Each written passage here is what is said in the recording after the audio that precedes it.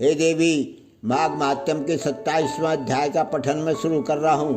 पूर्व जन्म के पापों की चर्चा करने के बाद उस प्रेत ने पूर्व जन्म के अच्छे कर्मों से बनने वाले प्रारब्ध की चर्चा करते हुए कहा, कभी कभी कुरूप, कायाधारी, नीच कुल में उत्पन्न हुए मंदबुद्धि, मूर्ख, कुटिल तथा समस्त श्रेष्ठ जनों एवं धर्मात्माओं की निंदा करने वाले और उदारता, वीरता, शूरता तथा समस्त सद्गुणों से रहित मनुष्य भी अपने पूर्व कर्मों से राज सुख को प्राप्त करते हैं। वास्तव में उनकी इस आश्चर्यजनक सुखद उपलब्धि का एकमात्र कारण उनका प्रारब्ध ही होता है, जो उनके पूर्व जन्मों के सत्कर्मों से निर्मित होता है।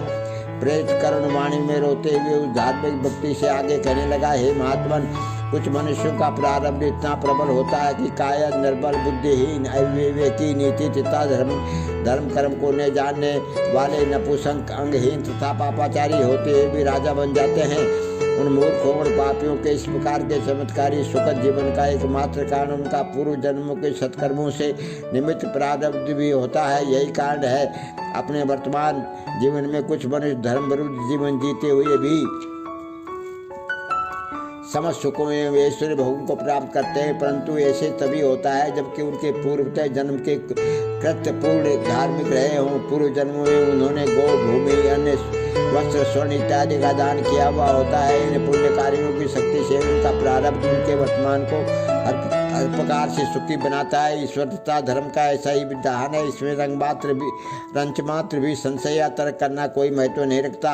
वसु के प्रेत ने अपने कई जन्मों के जीवन से अर्जित ज्ञान के बल पर कहा, जिस प्रकार सत्कर्मों से सुंदर एवं सुखद प्रारंभ का निर्माण होता है, उसी प्रकार जन्म मनुष्यों ने कभी भी अपने पूर्व जन्म में किसी प्रकार के सत्कर्म नहीं किए तथा मनसा वाचा कर्मणा समस्त प्रकार के पाप कर्मों में लिप्त रहे। वह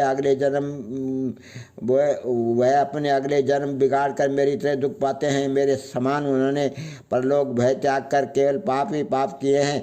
जो परनिंदा, हिंसा, छल कपट, दुराचार, मद्यपान, दुष्कर्म इत्यादि पाप कर्मों में लीन रहते हैं, वे यह लोक तथा परलोक दोनों में ही घोर कष्ट, अशांति तथा नाना प्रकार के दुख प्राप्त करते हैं।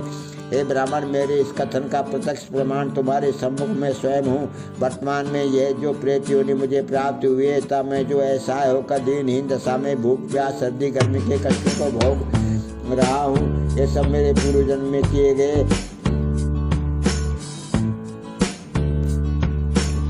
में किए गए अपकर्मों और पापों का ही परिणाम है। पशु के प्रेत ने निकट आकर जल पिलाने की प्रार्थना करते हुए उस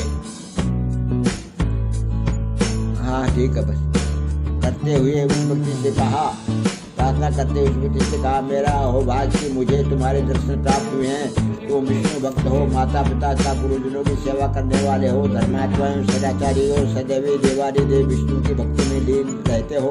तुम्हारा जीवन धर्म और सत्कर्मों के अधीन है। अतः हमारे जैसे भूत, प्रेत, राक्षस, पिशाच, बेताल, कुंड, भांड इत्यादि दुष्ट तथा हिंसक योनिधारियों से तुम्हारा स्वप्न में भी कोई अनिष्ट या हित नहीं हो सकता।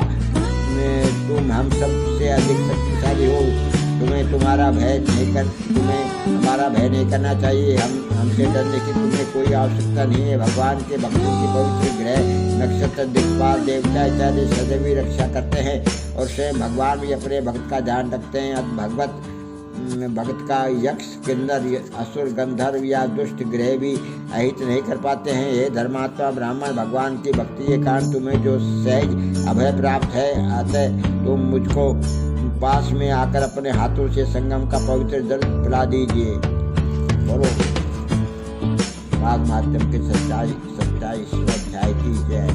हे देवी, मैंने माघ महात्म्य के 27वें अध्याय का पठन किया है, इसको